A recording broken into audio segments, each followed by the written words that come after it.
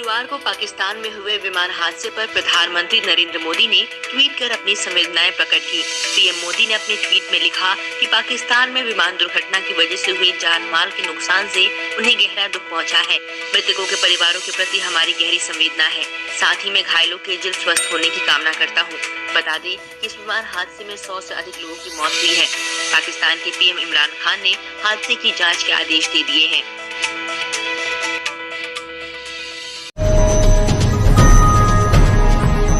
कांग्रेस अध्यक्ष सोनिया गांधी ने कहा है कि लॉकडाउन को लेकर केंद्र सरकार के पास कोई रणनीति नहीं है। विपक्षी दलों की बैठक को संबोधित करते हुए सोनिया ने कहा कि सारी शक्तियां पीएमओ तक सीमित होकर रह गई हैं और सरकार की तरफ से विपक्ष को अनसुना किया जा रहा है।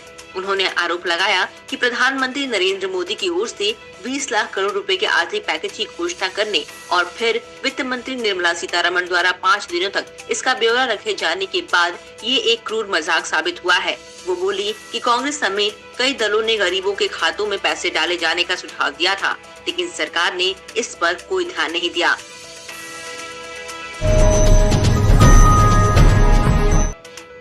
शुक्रवार को प्रधानमंत्री नरेंद्र मोदी ने पश्चिम बंगाल के अम्फान प्रभावित इलाकों का हवाई सर्वेक्षण करने के बाद 1000 करोड़ रुपए की फौरी मदद का ऐलान किया।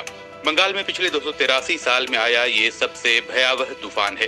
पीएम ने कहा कि कोरोना की मार के बीच बंगाल में इस तूफान से दोहरी मार पड़ी है और तमाम तैयारियों के बावजूद 80 लोगों की जान चली गई।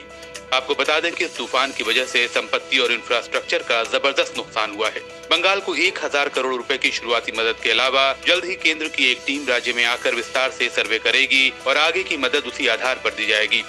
दरअसल मुख्यमंत्री ममता बनर्जी ने पीएम से कहा था कि चक्रवात अम्फान को राष्ट्रीय आपदा मानना चाहिए और केंद्र को उसी हिसाब से राज्य सरकार की मदद करनी चाहिए।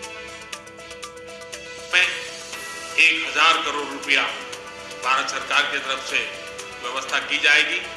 साथ साथ जिन परिवारों ने अपने स्वजन खोए हैं उन परिवारों को प्रधानमंत्री राहत कोष से 2 लाख रुपया और जिन लोगों को इंजरी हुई है उनको 50,000 रुपये तक की सहायता देने का भी हम प्रधानमंत्री राहत कोष से करेंगे। पश्चिम बंगाल की सीएम ममता बनर्जी पीएम मोदी के 1000 करोड़ की मदद के ऐलान पर बिफर पड़ी हैं।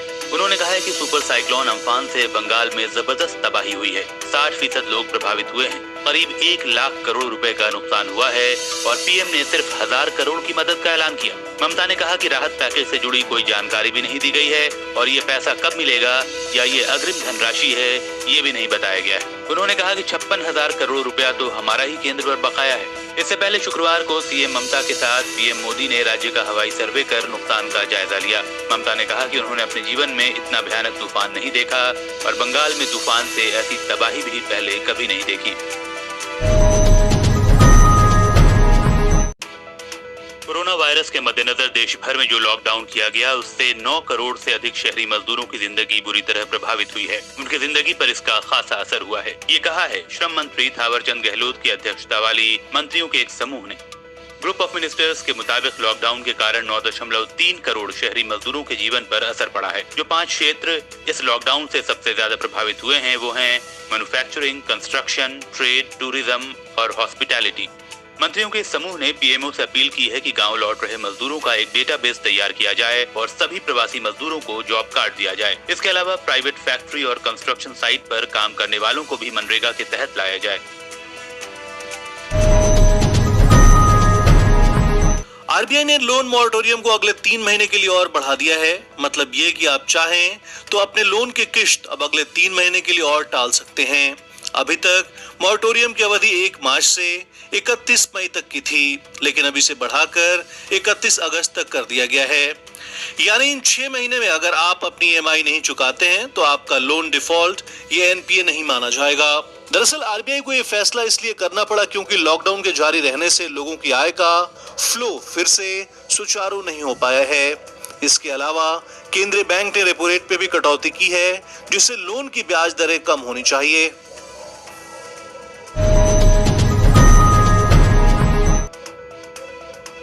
दुनिया भर में कोरोना वायरस का कहर बरकरार है। भारत में इससे निपटने के लिए लगाया गया लॉकडाउन जारी है, लेकिन संक्रमण के मामलों में लगातार बढ़ोतरी हो रही है। पिछले 24 घंटे में भारत में अब तक के सबसे ज्यादा कोरोना के मरीज सामने आए हैं। केंद्रीय स्वास्थ्य मंत्रालय की ओर से जारी आंकड़ों के मुताबिक पिछले 24 घंटे में 6088 नए मामले सामने आए हैं और 148 लोगों की मौत हुई है।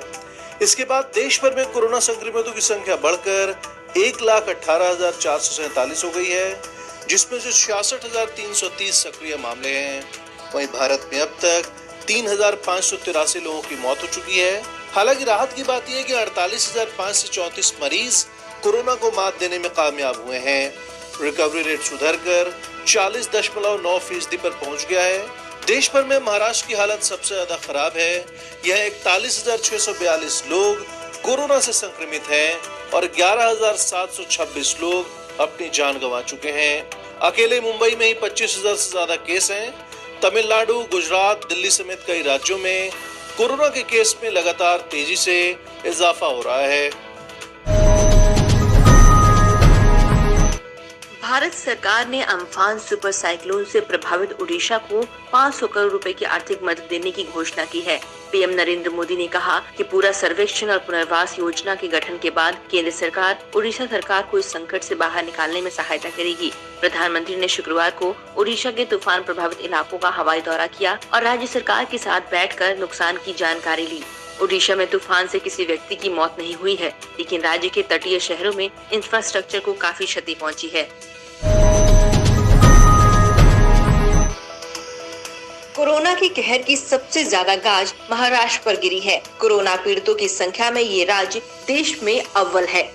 महाराष्ट्र में कोरोना से जंग में दिन रात जुटे पुलिस वाले भी इसके शिकार तेजी से बन रहे हैं।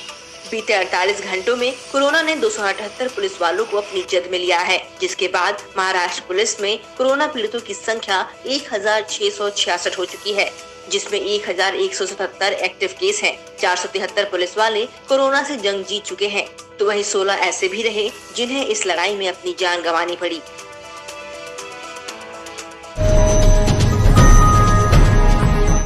अमेरिका और चीन के तल्ख रिश्तों के बीच सीनेट ने बुधवार को सदन में एक विधेयक पारित किया, जिसके तहत विदेशी कंपनियों को अमेरिकी शेयर बाजार से डिलिस्टेड किया जा सकता है। हालांकि इस विधेयक से चीनी कंपनियों को निशाना बनाया जा रहा है। खास बात यह है कि विधेयक को विपक्षी पार्टी का भी समर्थन हासिल है। इस विधेयक के तहत कंपनियों को साबित करना होगा कि वो किसी विदेशी सरकार के नियंत्रण में नहीं है। इससे बुधवार को अमेरिकी शेयर बाजार में अलीबाबा ग्रुप होल्डिंग लिमिटेड और बायडू जैसी दिग्गज चाइनीज कंपनियों के शेयर में गिरावट दर्ज की गई।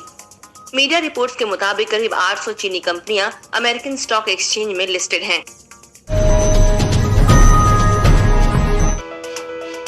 करीब 2 महीने के बाद देश में 25 मई से घरेलू विमान सेवा शुरू होने जा रही है। केंद्रीय नागरिक उड्डयन मंत्री हरदीप पुरी ने बाकायदा इस मुद्दे पर प्रेस कॉन्फ्रेंस की। उन्होंने बताया कि सरकार की तरफ से टिकटों के दाम की अधिकतम सीमा तय कर दी गई है, जिसका पालन सभी एयरलाइंस को करना होगा।